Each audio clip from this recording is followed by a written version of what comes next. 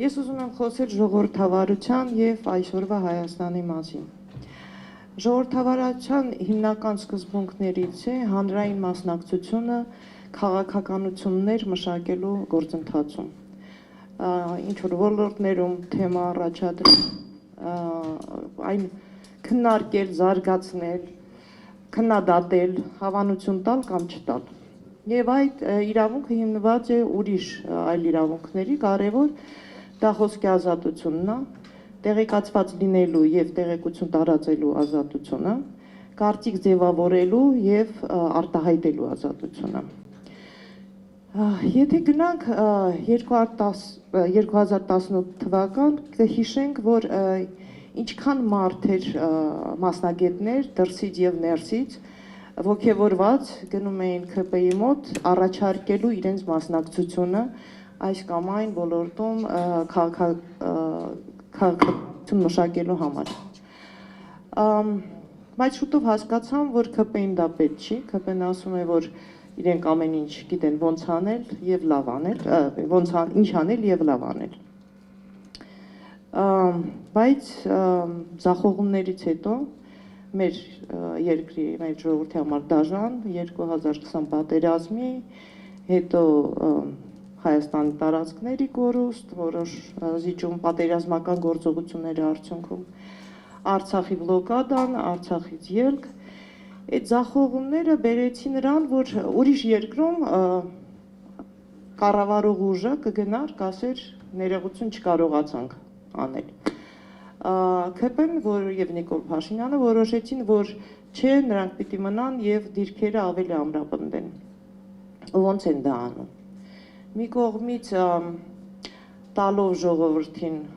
հաց ու զվարճանքը, տրամադրելով, հաջողացնելով խորոված փարթի, փրփուրների փարթի,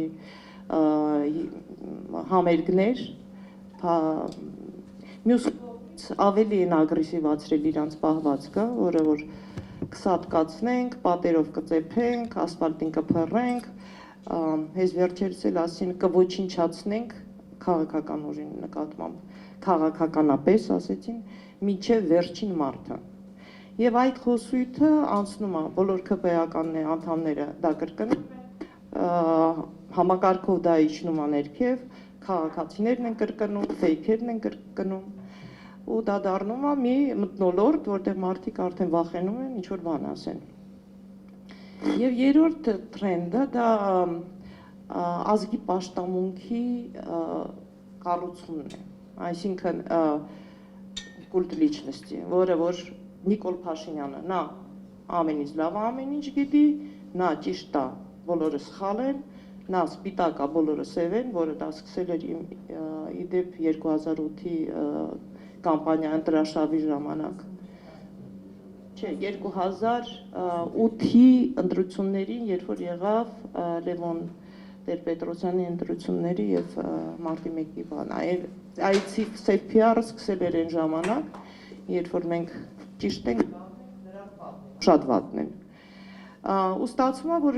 միայն Նիկոլ Փաշինյանը գիտի, թե ոնց է պետք անել, ու նա այս իշխանության տարբեր օղակների զավթում եւ յուրացնելը, որ նա պետքա լինի, ամեն ինչի առաջ տանողն ու տերը, երբ նա ասում է, այս երկրում միայն մի մարդ կա, որը պետքա զբաղվի արտաքին քաղաքականությամբ եւ դա ես եմ, եւ հանում է Ցեղասպանության ինստիտուտի տնօրենին, երբ ասում է, այս երկրում Հայաստանում կա մի դատավոր, որ իմ ասածները պետքա չանի, դա, եւ նման տենց արտահայտություններ, այսինքն մենք տեսնում ենք, որ շատ եւ բռնաճնշումներն էլ դրա հետ մեկտեղ, որ մենք բոլորս լավ գիտենք դրա մասին, եւ դա ասում է, որ մենք հիմա գտնվում ենք բռնատիրական պետությունում, երկրում ենք ապրում, եւ շատ կարեւոր է հիմա ունենալ համերաշխություն, դա ձևավորել, դա արտահայտել, որովհետեւ ես հիշում եմ Բեռլինում հրեաների ցեղասպանության մուզեյ, թանգարան կա, Ունդեղ նկարներ կային տարբեր, մի նկար ինձ շատ տպավորել էր, ձիերի կարգերով գնում էին մարդկանց հետևից, քաղաքական գործիչների, հասարակական գործիչների, լրագրողների, ու մեկ-մեկ հավաքում լինում էր կարգի մեջ մի քանի մարդեր, մարդիկ կողքը լուր կանգնած էին, դա ֆաշիզմի ժամանակ է եղել, և ես հույս ունեմ, որ մենք մեր ժողովուրդը կգտնվի այնքան խելոք ու համերաշխ, որ թույլ չի տա, որ մեր մոտ լինի բռնատիրություն։ Շնորհակալություն։